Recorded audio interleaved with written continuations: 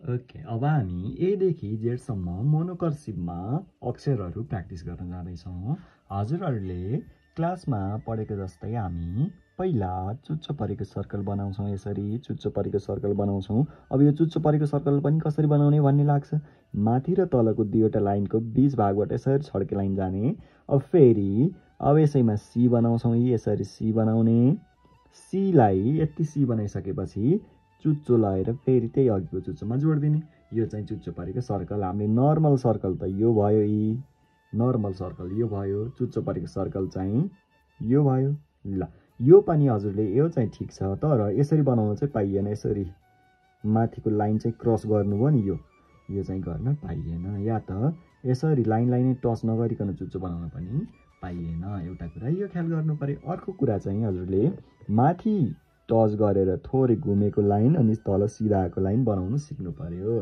हेर्नुहोस् त, माथि थोरै घुम्यौँ, तल आउँदा सिधा आयौँ। अब फेरि माथिकै लाइनमा घुम्ने भनेर यस्तो घुमाउन नथाल्नु होला है। माथि र तल यस्तो, ल माथि थोरै घुमायौँ, तल सिधा आयौँ, माथि थोरै घुमायौँ, तल सिधा आयौँ। अब हेर्नुहोस् त, यसैबाट म बी बनाएर देखाउँछु। बिचमा चुच्चो परेको सर्कल जोडिदियौँ भने बी बन्दो रहेछ। ल यसरी चाहिँ हामीले बी पनि बनाउन सक्यौँ। हेर्नुहोस् त, चुच्चो परेको सर्कल र अनि लाइन जोडेर। ओके, यसैबाट हामी ए पनि बनाउन सक्छौँ। ल चुच्चो परेको सर्कल बनाउने। पहिला चुच्चो परेको सर्कल बनाउने, यसरी चुच्चो परेको सर्कल बनाउने। अब यो चुच्चो परेको सर्कललाई टच गरेर माथिको लाइनबाट सिधा लाइन लिएर आउने अनि सानो चुच्चो निकालिदिने। यति गरेपछि ए बनाउन सक्यौँ।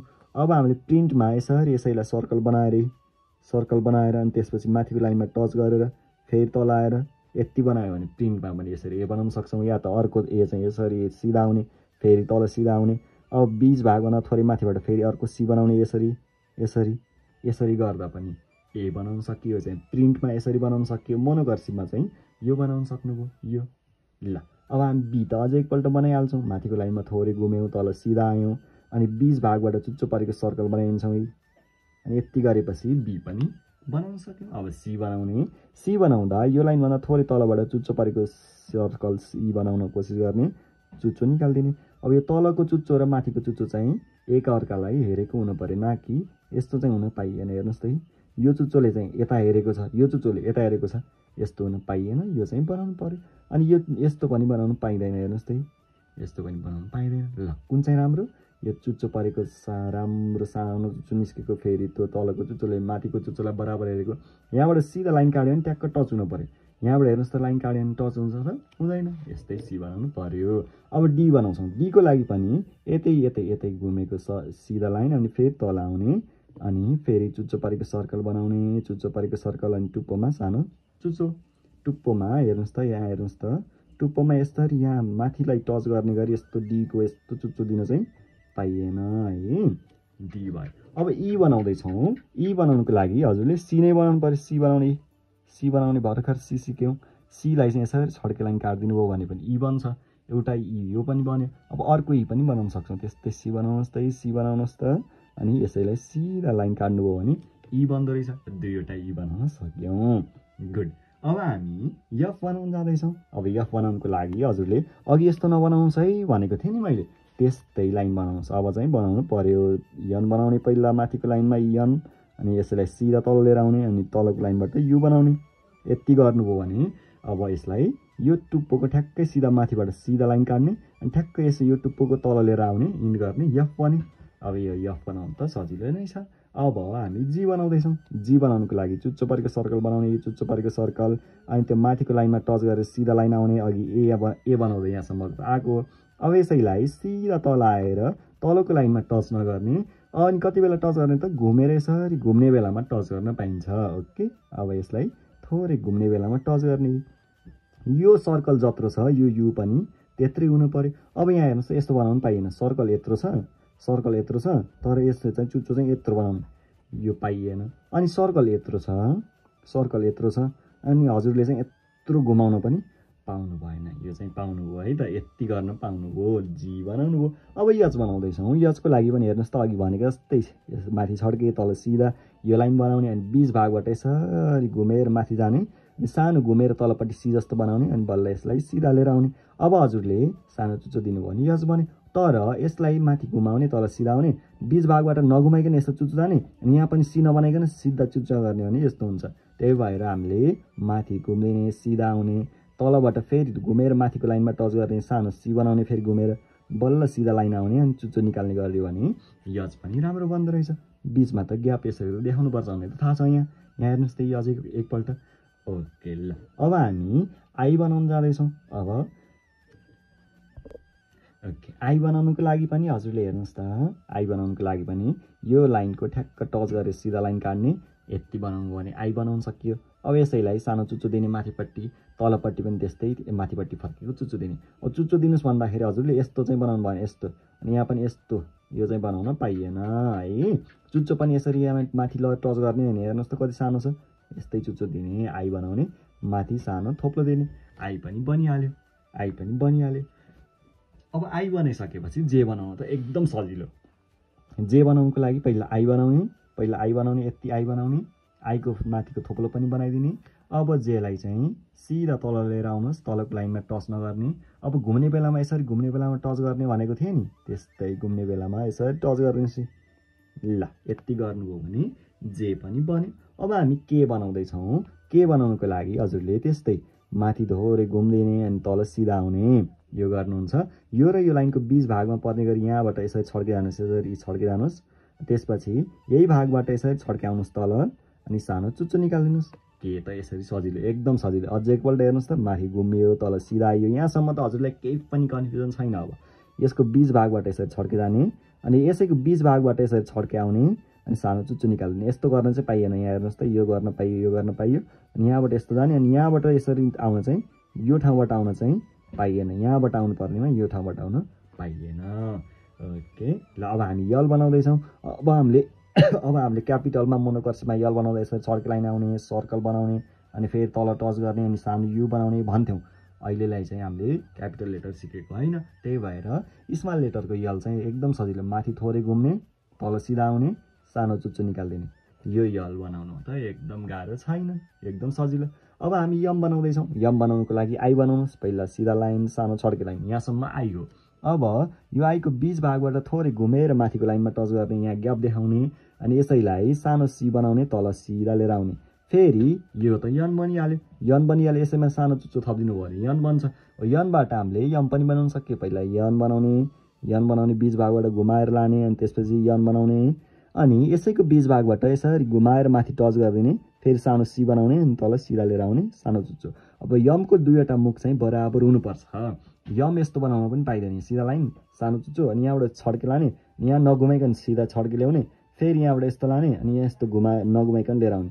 यस्तो गर्नुभयो भने काम लागेन। यहाँ चाहिँ घुमाउनुहोस् भनेको ठाउँमा हेर्नुहोस् त, मैले कसरी घुमाउनुहोस् भनेको थिएँ। हजुरले चाहिँ यसरी घुमाउनु पर्यो। यहाँ सिधा लाइन, सानो चुच्चो आईको जस्तो बीच भागबाट घुमाएर माथि टच गर्ने, थोरै घुमाएर तल लिएर आउने, घुमाएर माथि टच गर्ने, घुमाएर तल लिएर आउने, सानो चुच्चो निकालिदिने। यम यसरी बनाउने। यन त अघि नै बनाइसकेँ। एउटा सिधा लाइन, सानो चुच्चो, बीच भागबाट घुमाउने अनि सिधा आउने अनि त्यसपछि सानो चुच्चो।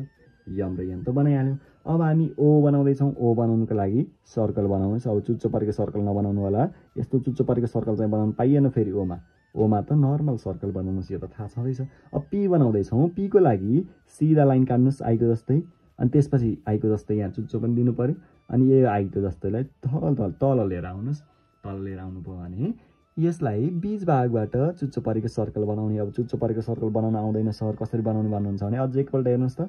यहाँसम्म आईको जस्तै लाइन काट्नुभयो, बीच भागबाट यसरी छड्के जानुहोस् अनि यसैमा सी बनाउनुहोस्।